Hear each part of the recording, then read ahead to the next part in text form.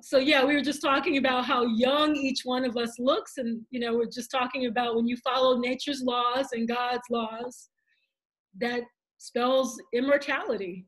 That's true, and when you add fasting and prayer, the prayer is the emotional partner to fasting, so that reduces down all that negative emotions, so the positive emotions go there. When you're fasting, that reduces down your dis-ease and increases your longevity. Well, I don't know if you got a chance to see my interview with Michael Teckenstrode. Yes, I did. We just jumped in. I didn't introduce him or anything. So I just want to, because I'm doing this not only just to connect with you, but also I'm going to post this on YouTube to share with the world, because people should know about you. People should know about your mentor. And so it's so funny looking at you. I feel like you're my brother, because I'm really good friends with your younger brother. So and then your sister, I just like your family. So that's first. That's who he is to me. But Dr. Hugh Jenkins is a renowned naturopathic physician, soon to be best-selling author.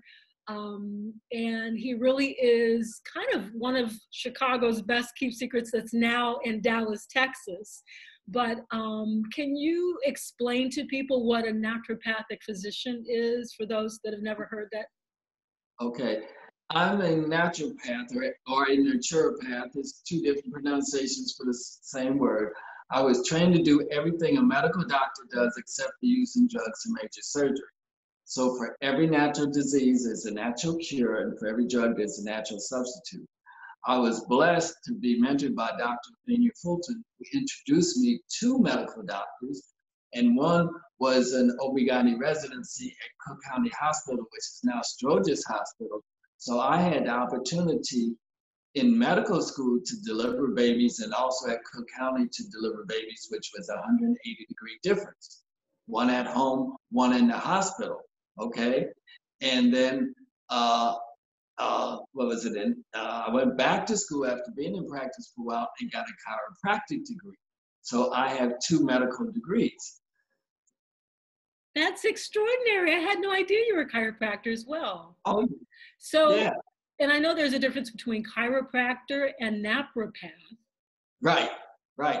They're both specialties in natural healing. In fact, the thing about it, in natural healing, there's over 250 different specialties, where in allopathic medicine, which is drug medicine, there's a lot less. I mean, now that they've come up with more specialties, because you have a specialty, then you have a subspecialty, et cetera, et cetera, et cetera. Like you'd have a rheumatologist for arthritis, but then you have a subspecialty who only deals with the wrist, or only deals with the knee, only deals with one part of the structural system. But in natural healing, we work on 4 levels: mind, body, spirit, and emotions. If you don't have all of those at optimum level, you will not reach your maximum level of health and wellness. That's powerful. So then it seems like if you're just if you're specializing in this, or just on this, then that means you're not really looking at the body holistically. So well, anyway, before we get into how you became what you're doing now, what are you doing right now to take care of yourself and your family? Oh my God, what am I doing right now? I'm focused on my #1 New York Times best-selling book on fasting and prayer. I was blessed through one of my mentors, Dr.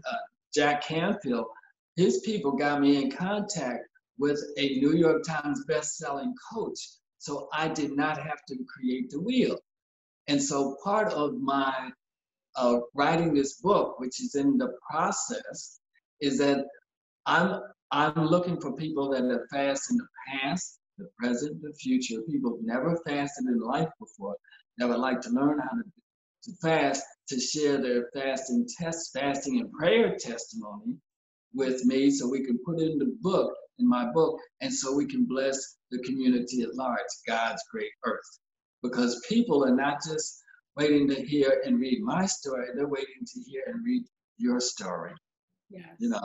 So I'm asking anybody, including you, would you be willing to join my fasting and prayer community, which I have a Facebook group, you know, and I do a live presentation at 6 o'clock in the morning every Wednesday, which has been my personal fasting day for years and years. And that's why, like you said, I look like your younger brother. You're 30.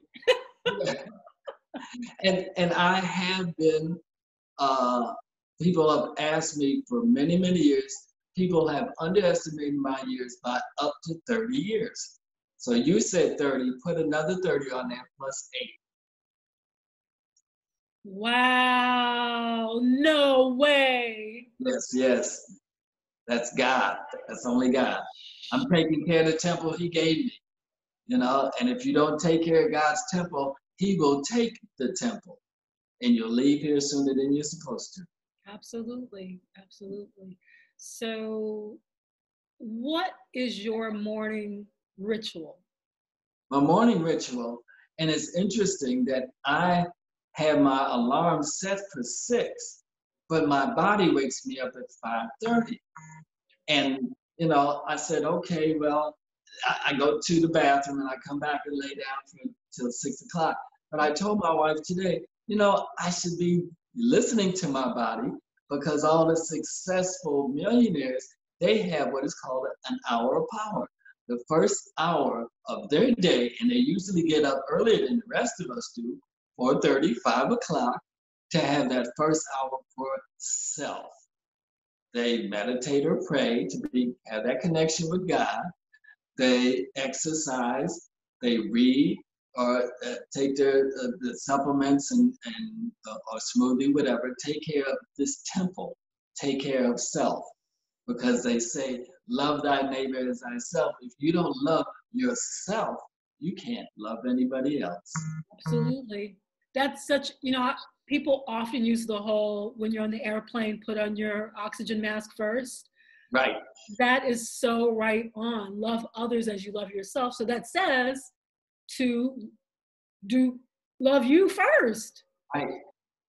And one of my exercises that I have, because I'm also into energy medicine, I was blessed earlier this year in February to have go on my first medical mission trip to my mother's homeland, Jamaica. And what I was doing, part of the medical team, is I was doing the emotional wellness part of it. And I would ask people, I'd give them a chart and I'd say, okay, what is this? What is your worst emotional feeling? And it'd either be hate or anxiety, et cetera, especially during this COVID season. We went before COVID. And then I said, okay, what is your favorite positive emotion? And the choices they had was love, passion, and joy. And so what I would tell them, I give them this mirror exercise. And the mirror exercise is look in the mirror and say, I love you with joy. Or I love you with passionate joy. I love you. And I had people, especially the younger generation, that could not do the exercise. One young girl, and she looked like she was in her teens or early 20s. She told me 3 times in the clinic that we did in her school, I hate myself. She said it 3 times, I hate myself. I hate myself. So I knew she was emotionally broken. And it wasn't from her, it was from somebody who broke her. You know? So when I see people like that, but the older generation, when I would ask them, how much do you love yourself on a scale of 1 to 10? They would say, I love myself 100%. You know, like, oh my God, yes, yes. And those folks are in healthier mind, body, spirit, and emotion than the younger generation, which are broken. Oh my God, that literally brings tears to my eyes. Mm-hmm. Yeah. So the other day, well, first of all, as I was saying with Michael Strode, that like I really feel a way when people ask me what's going on in Chicago and make jokes about Chicago being Chirac and the murders and killings. And like, I don't experience the city that way. I experience the city as a city of powerful Black institutions, pioneering holistic healers. Like, this is a magical place. I've even heard that Chicago's the heart of this country. Like, there's a vortex here. So, and so when I think about the healers, I think about people like Dr. Alvenia Fulton and Fultonia. And I was so shocked when your brother told me that you were her protege and your connection. I'll let you tell that story, but I was already like, wow, wow, wow about you. But then when I heard that, I'm just like, this man's a rock star. Like, and so the other day I posted on my social media, what does Chicago, Dick Gregory, and Queen Afua have in common? Mm-hmm. And of course, nobody guessed it. It's Dr. Alvenia Fulton. So I really wanted you to just talk about how you connected with her and that relationship.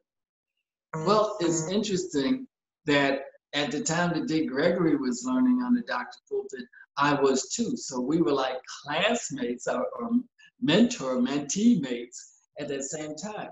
Because when he wrote his book, Eating from Mother Nature, that was from the knowledge he learned from Dr. Fulton. Yes. So my father introduced me to Dr. Fulton in 1974 after he had fasted for 4 years before that.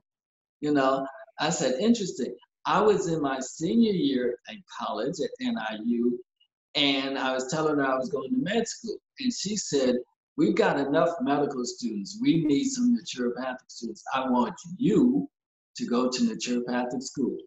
When your mentor gives you a life assignment like that, I said, okay. I'd already applied to medical schools like the University of Chicago, University of Illinois, and other ones like that.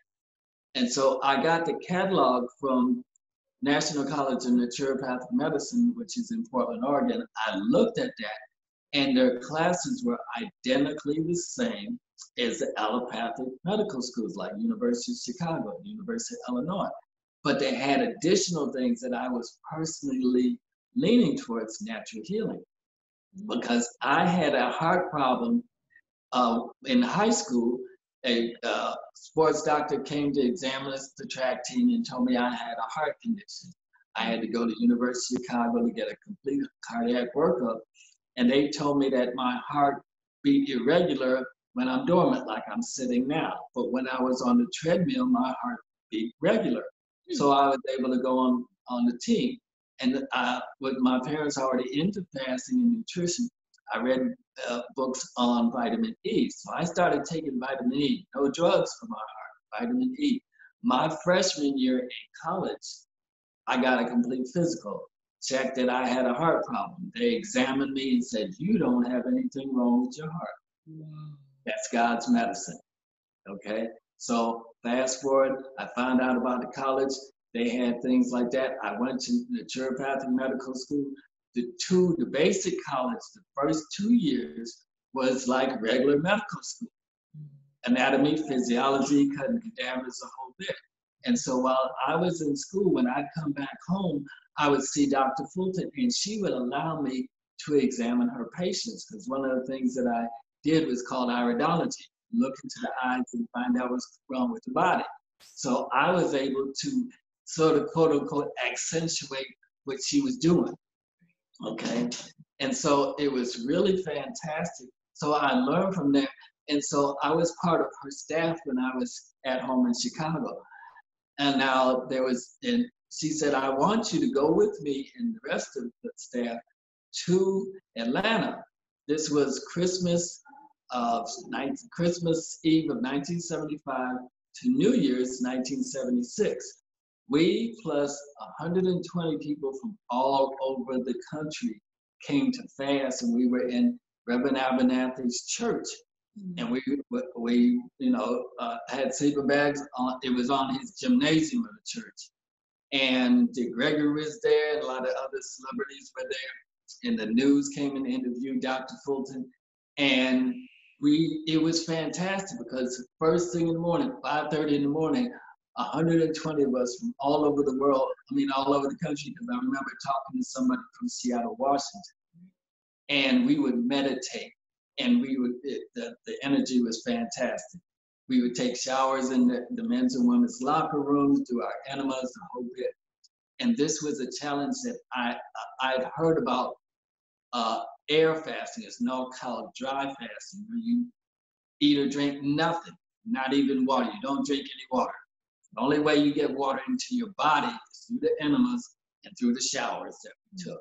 I asked Dr. Fulton, could I do it? She said, yes, because you're on a water fast. So you go from water fast into the air or dry fast and out of it into the water fast, and then you break it on foods down the road.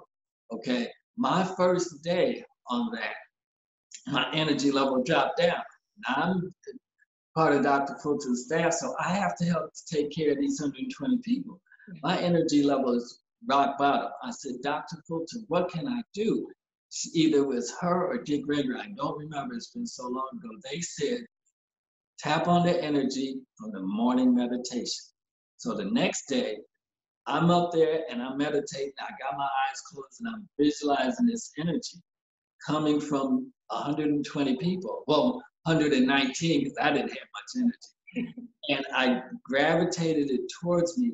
That day, my energy level shot through the roof and I was able to, do my job. I said, oh my God, this is awesome, And I didn't know about energy medicine back then, but now I do. Everything is energy. Yeah. Wow. Yeah. And one thing about Dr. Fulton is that she said that, people would always ask her, patients would ask her, celebrities would ask her, everybody would ask her, what is your age? And she said, a woman tells her age, tells everything. So I never knew how old she was until the year that she died. She died in 1999 at 94 years young. Yes. And she worked until a year before she died. That's awesome. And if you think we look young, Dr. Fulton, I remember on one of her books, she had a picture of her and some young girls, and both the girls and her were in bathing suits, and she had an hourglass figure at her younger age, right? And I think she said when she took that picture, she was either in her late 50s or 60s. Wow. Now imagine that nowadays, right? And that's through fasting. Yeah. Amazing. Well, I found out from Michael that she actually had 2 locations. Which location did you work out of? Both or? Well, the thing about it is that she didn't have 2 locations at the same time. When I met her, the first location was 63rd and St. James, not St. James, over east, a couple of blocks east of King Drive, between King Drive and Cottage Grove, And then there was a fire in there, in the office or in the building that she went. And so she was able to recover and move to 63rd and Damon. So she never had 2 offices at the exact same time. But when she moved to 63rd and Damon, everything just exploded because her people came to her. I saw people come from all over the world to see Dr. Fulton. At that place, it was called the Fultonia Institute because it was 2 buildings. She had one for the office. She lived upstairs. She owned the building. And then the other one was where she would have meetings, supplies, and all the rest of that stuff. It was awesome. So this is almost 2021, and you were just about to begin your purpose, your life's work with her in 1975. How much of her influence would you say you see in the world today? Oh, if it wasn't for Dr. Fulton and some of the pioneers, she was one of the pioneers in natural healing. And in fact, for those people that are in my age group and older a little, maybe in the 50s, 60s, 70s, but that when we were health-minded back then, there was an organization called the National Health Federation. She was the first secretary. Okay, and there was other big doctors. She wasn't as known as the other doctors, the white male doctors, because she was a Black female. But Dr. Bernard Jensen was in that group. Dr. John Carpenter was in that group. All those big doctors, right? And she was at the same educational healing level as they were. Yeah. I've heard the name Dr. Bernard Jensen. I think it was in my introduction to the history of naturopathy. Okay, he was the father. He was the father of American iridology, and I tried to study under him, but because back in the days when you're younger, you always do self-taught. So I got his book and I learned iridology because I had the opportunity to see patients with Dr. Fulton and examine their eyes. When I wrote to him and said, I would like to take it was either your beginning course or your intermediate course, and let him know all the knowledge that I had, he said, you're far above that. You don't need my courses, those courses. Get my professional book and go from there, because he wasn't teaching it, but his professional book, that book costs $250. Wow. And before I bought it, I had to see it, and I went to the store, I saw it, every page had a color picture of irises, and I said, oh, this is why it costs so much, because it's an investment, and it's the Ironology Bible, yeah. But she was there, and I saw the video. I do have a copy of the Fasting Primer. It's a little bitty book, but it's powerful. It is powerful because it gets you in the mindset of fasting. And because of that, that's why I'm writing my book on fasting and prayer. And the thing about it is that, people only know Dr. Fulton as a naturopathic doctor, but Dr. Fulton is also an ordained minister. So she incorporated that fasting and prayer in there, but a lot of people just came to her for fasting. But it's fasting and prayer is God's perfect therapies that heals everything. And they say in the Bible, they don't say in the Bible, if you fast, they say when you fast, And so you have to add those two together, because God heals everything. Prayer changes things. And fasting, it totally I guess the best way, since we're at modern technology, it reboots the body. Because you're shutting down the digestive system like you shut down a computer. You hit that reboot, it upgrades it, because the body's going through a process called autolysis, self-eating. It eats the fat, the wasteful, and the disease cells first. Everything that's there that's not needed for basic function. So if you've got, and they've scientifically proven in clinics, there is a clinic in Germany that's been around for over 100 years. There's clinics in California, and they have cured people of cancer, because they're not curing the people. Just like I tell folks, I don't cure you. God and you cure you. So if you're using God's medicine and God's techniques, he's gonna totally rebuild your body. Shut it down, reboot it, kick it back up, and it's upgraded. Yeah. Sounds like you're following God's laws. Oh, yes. So, when you said that she's also a minister, the word that popped into my head was administer medicine. So on some level, a doctor originally, the teacher part of doctor was being a minister, administering protocols. Well, the first doctors were priests, physicians. Right. Okay. Hippocrates' mentor was Imhotep, an Egyptian priest physician. Right. And the first hospitals were churches. And what people do nowadays, when the doctor sends them home to die, they go to God's hospital, the church, and ask God, heal me. Right. They don't say, God, what will you do for this cancer? No, they ask for healing and prayer. And if he says, if you fast and pray, and this is one thing that Jesus told the disciples that were not able to get the devil's spirit out of a kid that had epilepsy, they say the only way you can do that is through fasting and prayer. If you don't use the two of them together, it's not going to work. Makes so much sense. Yeah. Because as you said again, you work on 4 levels. Mind, body, spirit, and emotions, right? And during this time of COVID, a lot of people have a emotional imbalance, mental illness, okay? Because they're at, no, let's back that up. Cancel, clear, delete the illness. Mental dis-ease. They're out of ease, you know. And another doctor that I'm following, Dr. Amen, who's a psychiatrist, the latest book I have of his is The End of Mental Illness and the Beginning of Brain Health. Brain health.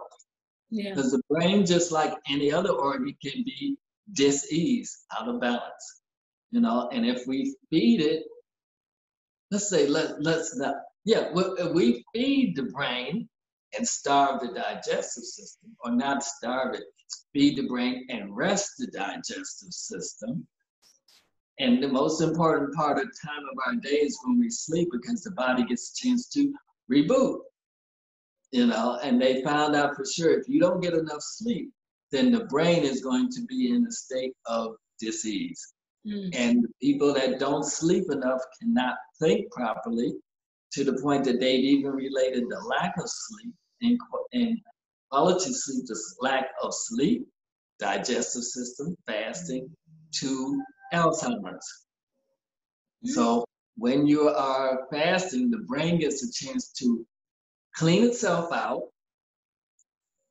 and rebuild itself up to the point that people are more mentally alert, to the point that not just remembering the old thing, but they remember short-term things because the brain is functioning better. It rewires itself. Yeah. So how much sleep would you say people require?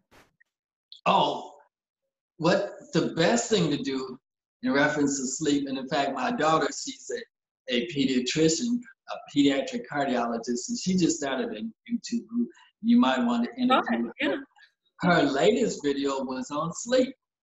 And her thing is that when the video comes on, she's laying in the bed. Right. And she wakes up and she talks about sleep, the whole thing, and how the lack of sleep will create dis-ease, and good quality sleep will create health and wellness. And at the end of the video, she said, good night, go back to sleep, turn off the light. But the thing, we need they say between 7 to 9 hours of sleep. 1:30 a day, 8 hours should be sleeping, should be resting. And the ideal time of that is between 10 p.m. and 6 a.m., okay? And the most important part of that 8 hours is the first 2 hours between 10 and 12, because you're not just getting 2 hours of quality sleep, you're getting 4 hours of quality sleep, you know? And then you go on from there, you know? And if you need to rearrange that time, do it. But you also want to make sure that the important part of winding down for sleep is that you stop eating, preferably 3 to 4 hours before you go to sleep. So you would stop eating at 6 or 7 o'clock. Now, my wife and I personally set on my phone 2 alarms. 8 o'clock p.m. so that we are finished eating and cleaned up the kitchen before 8 o'clock, and a 10 o'clock one so that we can start winding down, getting ready to sleep, to reboot ourselves for the next day. Yeah. Brilliant, brilliant. So just a couple more questions and we'll wrap this up.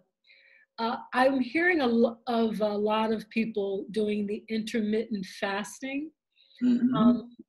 And so what I personally do is I have one large meal in the middle of the day, like around lunchtime. Okay. Hopefully the sun is the strongest. And in the evening, I do something very light, either a shake or a soup, something light. And then I don't eat again, really, for breakfast, I'll have tea or just some liquid. So I'm not sure if that would be intermittent fasting. I've heard of people intermittent fasting for like 16, 18, 20 hours. Like, can you talk about the intermittent fasting in regards to what you're teaching about in your upcoming book? Okay, and that's what I do have a chapter about, the different fasts. And there's different lengths of the intermittent fast. An intermittent fast is where you eat for the maximum 8-hour period. And so a lot of people, their intermittent fast starts, they start eating at 12 noon and finish by 6, 7, 8 o'clock. Whatever you did. So it could be 8 hours, could be shorter than that. Now, the important thing, what you did is that you drank, and that's okay before you eat, because the fasting is the absence of solid food. So you can make a smoothie, you can drink herbal teas, distilled water, lemon, and honey, et cetera, okay? But it's got to be specific what you drink. You can't drink coffee. Well, some people drink the coffee for the intermittent fast because that gets them going. But if you really are into it, where this is what I explain into my book, is that coffee is not good when you are fasting. One, because it's a stimulant and most people's adrenal glands are already burnt out. Two, it's acidic to the body, and that acidity creates dis-ease. So you prefer to drink, if you're gonna drink something and you need that stimulant, change from acidic coffee to alkaline green tea, any herbal tea. Okay, so that would be much better for you. One thing that Dr. Fulton did is that she didn't put people on intermittent fast. People would come and she put them on a 5-day cleanse of fruit herbal teas and protein drink, and only eating fruits, no bananas. And during this time, we didn't have as many pre-diabetics and diabetics as we have now, so people could do that. And then she took them into a 21-day water fast if they never fasted a day in their life. Not an intermittent fast, continuous 21 days. Okay, so you can do, and what I explain in the book is that, you can start off, if you never fasted a day in your life, start off with intermittent fast with a different type of hours. And I let people, part of my quote unquote requirement to be in my Facebook group is that you fast at your time, either intermittent fast or 40-day fast, and your goal. If you want to lose weight, if you want to get healthier, if you want to be more mentally alert, et cetera, it's your goal. So I just help coach you to where you want to go. Okay, so an intermittent fast is that during that time of eating, you should eat a plant-based rich diet. Now, I've seen some videos on YouTube where one man said, well, I go on the intermittent fast, and when I eat, I gorge myself on anything I want to. That is the worst way to abuse God's temple. Because we've got people, what was it, Moses and a lot of people in the Bible lived for hundreds of years. We've got our younger generation that are dropping at 20 years and younger because they have a dis-ease life. The food is not plant-based. They say if it's grown from a plant, eat it. If it comes from a plant, don't. So it's really important. So, and then you want to drink like you're doing now. You want to drink a minimum of half your body weight in good fluids. Your distilled water, lemon, and honey, your fruit juices, diluted. And I tell folks, since we have so many pre-diabetics, to drink, if you're going to drink fruit juices, cut it 50-50 with water. Okay?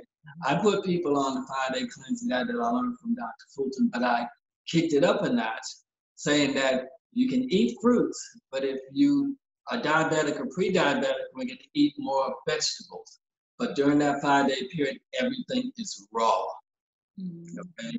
Because it's easier on the digestive system. You can wind down and to put in the digestive system into sleep, go into the fluids and fast. Now, I've done for many, many years, 1 day a week, 24 to 36 hours, 3 days a month for that.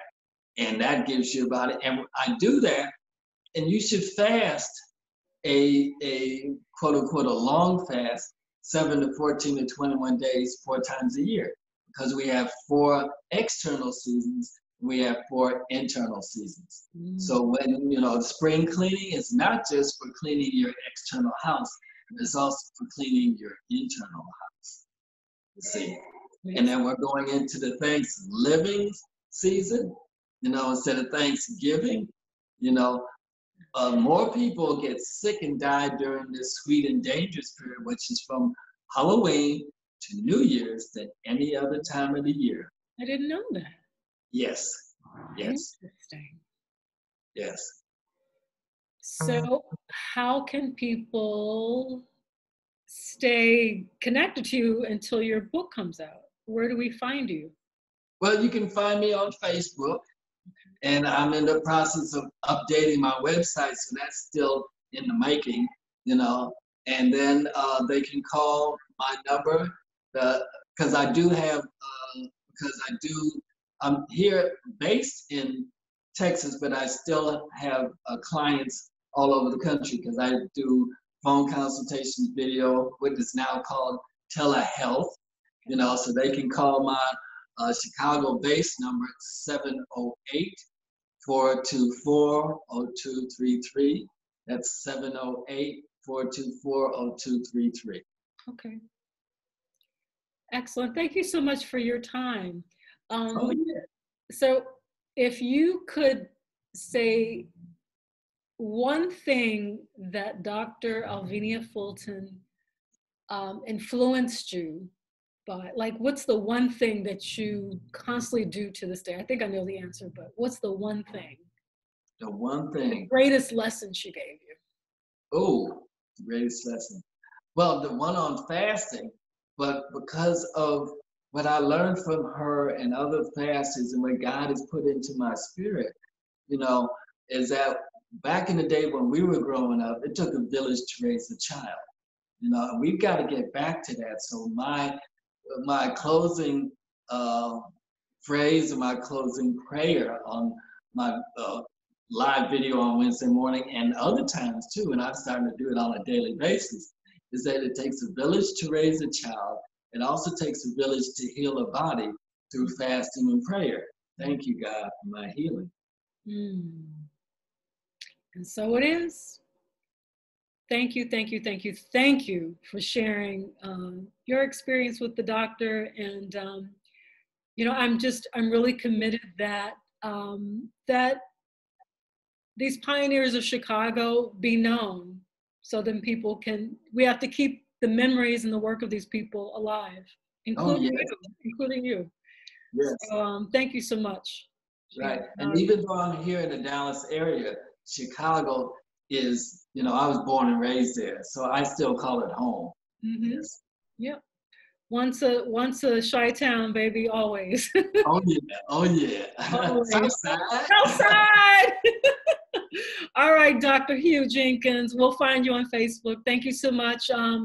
And let's catch up again sometime soon. Okay. Have a healthy and happy day. Likewise. Take good care. And tell your beautiful wife I said hello. Okay. All right. Peace. Peace.